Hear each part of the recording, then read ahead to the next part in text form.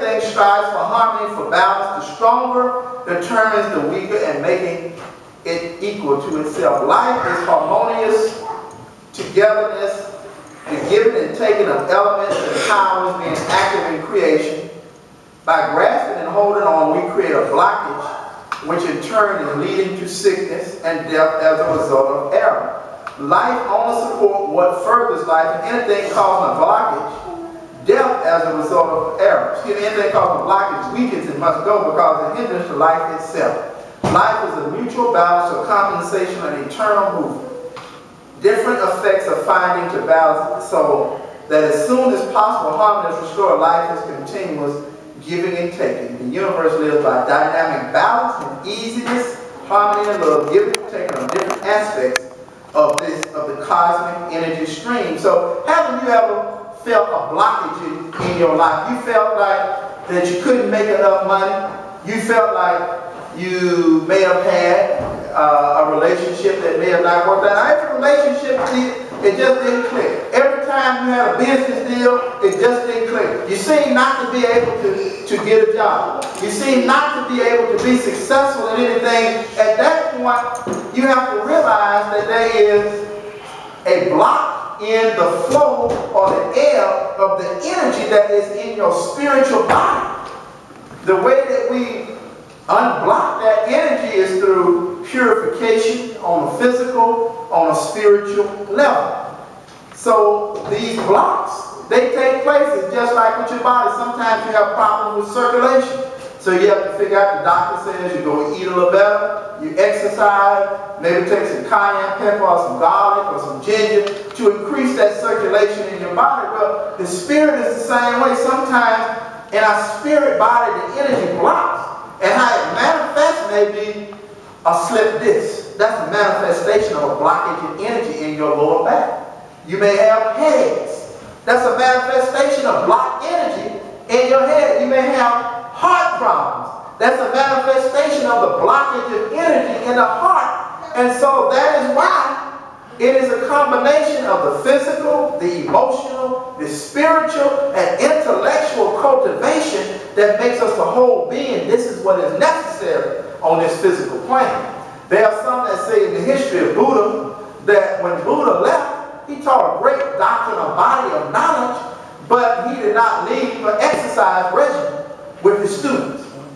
I can't remember the student that followed after him, but nevertheless, his students began to be fat, out of shape, have very serious health problems. So another student came behind Buddha, one of his greatest students, and he began to teach these students proper breathing, certain exercises, and later out of that would develop what is now known as what we call in America martial arts. But there has to be a balance between the physical and the spiritual, and the universe, and speaking of this principle, the principle of harmony and balance. The principle of harmony and balance is manifesting that particular principle. And so it's important for us, as some say, that we meditate or we pray early in the morning with the rising of the sun. We meditate or we pray in the middle of the day. We meditate toward the end of the day. It's best that we eat our major meal in the evening time before the sun sets, so that we are in harmony with creation. That we are meditating during this time, the changing of the times of the day. That as the earth moves, that we move with it, and we are moving in sync with the different vibrations of energy, because energy changes. It changes in our body. One thing we have to remember, that the earth itself is a living organism. It is a living entity. It has smaller, microscopic animals, some bigger, some smaller, that maintain the harmony and balance of life on the earth. And if there are certain life creatures that are on the earth that are offending the balance of creation, then the earth is just like our body. When we have cancer, when we have cold, the antibodies come in the body and they rid the body of certain radicals in the body, of certain cells that are mutated. Well, the earth itself does the same thing. That's why you have earthquakes. That's why you have storms. That's why you have tornadoes. When there's an imbalance in the earth will rid itself of the imbalance. So we can say that the earth has an intelligence. The earth has a life out of the earth, even has different energy fields on it, just like as human beings we have different energy fields on us. And so the earth itself is a living entity that maintains and sustains life and rids itself of disease at any given point in time by the direction of the Creator. The sixth principle is the principle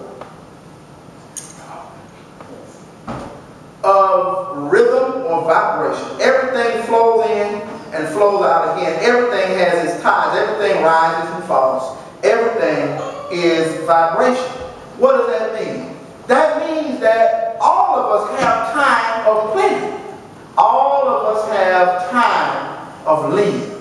You know, I think it says somewhere in the Bible that there's a time for good, there's a time for bad. So it is the same within our life, that everything has ebbs and tides and flows, and so sometimes that we have an abundance of energy, and that abundance of energy brings high levels of creativity to us. It brings high levels of energy. Then this energy translates into financial abundance, spiritual abundance, physical abundance. I think that we have to look at the term of abundance as not just a physical thing where it's money or gold, but an abundance of prosperity, or should I say prosperity? Prosperity comes in different aspects. You can be a millionaire and not be prosperous. Because if you're a millionaire and you always seeking money, you're never satisfied. You're always paying bills, whether you're a low millionaire or multi-millionaire, then that means that you're not prosperous. But you can be prosperous with very little money. Because if you have land is the basis of independence. So if you have land and you are able to grow your fruits and vegetables, you're able to raise animals, whether you eat meat or not, but these animals may provide clothing for you. You have springs or rivers that are connected to that land. You have a house that you can live on. You have a form of transportation. You have all the things that you desire. You don't have to be filthy rich to be prosperous or abundant. You can just be abundant, being comfortable where you're at. And so, when we do experience abundance, it's important for us to capitalize on that and save all of that, because there are times when the energy flows different. It's just like day and night. In daytime, all the animals are out moving around doing what they do. And at nighttime, everything goes to sleep. The energy, flow of energy, always changes. So we can never be rigid. We have to be flexible. We have to be like a tree. When storms hit trees, for the most part, they always bend and they move with the storm. But those dead trees that can't bend and move with the storm, they break.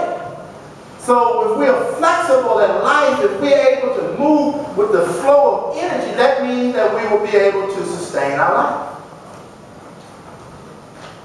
The last principle is the principle of polarity and sexuality. Everything has a pair of poles. Everything has a pair of contrasting aspects. Like and unlike are the same. So, it's just like water. Water, there's duality to water. Water gives life, water gives death. The same water that we drink from can cause floods that can kill everything in its path of devastation. The same air that we breathe from can be controlled by a certain amount of heat and cool to cause tornadoes or hurricanes that can destroy town, just air, whipping and moving around at a very fast-paced speed. The same ice that we put in our iced tea, that ice can also be used for healing. Everything has polarity. Everything, there's a negative, there's a positive, everything. The same food that can be used for healing that same food also can be used to kill. The overeating of food can kill us. Even if the food doesn't have any toxins, any part that's grown organic, it can also be used to kill. That same food, if eaten properly, can be used to heal and to sustain life. Everything has opposites. And so the male and the female is a manifestation of the spirit coming manifested on in two different ways. So there is masculine and feminine even in plants, and there is no gender, of course, in spirit, but there is gender on a physical plane. Spirit does not have gender. And so it's important for us to understand these laws. How do we implement some of these laws? How do we manifest our greatness and skill? How do we do that? Well, people that do Tai Chi, people that do yoga, people that do martial arts, each day they go through a certain practice, certain posture, certain bending, certain breath to hone and develop their skills. What are some easy ways that we can manifest some of these principles? One of the first very important things that you can do to manifest your God principles is to write down what your goals are. Writing down those goals puts it on paper so you can see and visualize what those goals are. And each day, start looking at those goals. And as you start looking at those goals, meditate in your mind how you're going to bring those goals into reality. The scriptures always says that God says be and it is. He brings things into reality. But that thought has to come from the spiritual plane into the physical plane. But when it does that, it comes into degrees. When it does that, that creator, he marshals the forces of creation. And then those forces of creation are shaped by the thought, and that thought takes on a definite physical form over a period of time. So we can't just say that I think that thought and that thing will become. We have to think that thought and begin to plan to make that thought become an ultimate reality. And we have to be like the God that we are. When God decided to do things, his plan outlasts his physical form. He makes plans that last for 10, 20 centuries, thousands of years. So we have to be able to make plans that outlast our physical form. When we decide to do a business, how far do we think in our mind? Many of us, we only think to a certain point to make a couple of dollars. And once we make that money, then that's all we're going to do. And we want to make some more money, we want to make some more money, but it's never thought out properly. When we want to visualize or bring into our life that mate, how do we prepare ourselves for that mate? Do we prepare ourselves mentally and emotionally to reflect what we desire to see? Or do we just think and think and think and think and pray and hope that that particular mate will come? Preparation goes into making ideas form reality. Preparation is a definite stage of bringing those ideas into reality. So it's important that we visualize those things. Meditate each day on read and look at it on paper, and then meditate each day on what we want to bring into reality.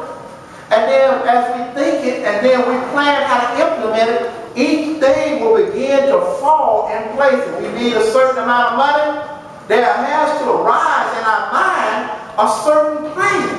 We can't expect for somebody to walk off the street, knock on our door, hand us $10,000 and walk away mysteriously. Unfortunately, it doesn't happen like that. How do millionaires become millionaires? How do people with no money get money? And how do people with money become millionaires? And how do millionaires become multi-millionaires and billionaires? It comes with planning. It comes with the thought. It comes with preparation. It comes with planning. And it comes with execution. Thought, preparation, planning, execution,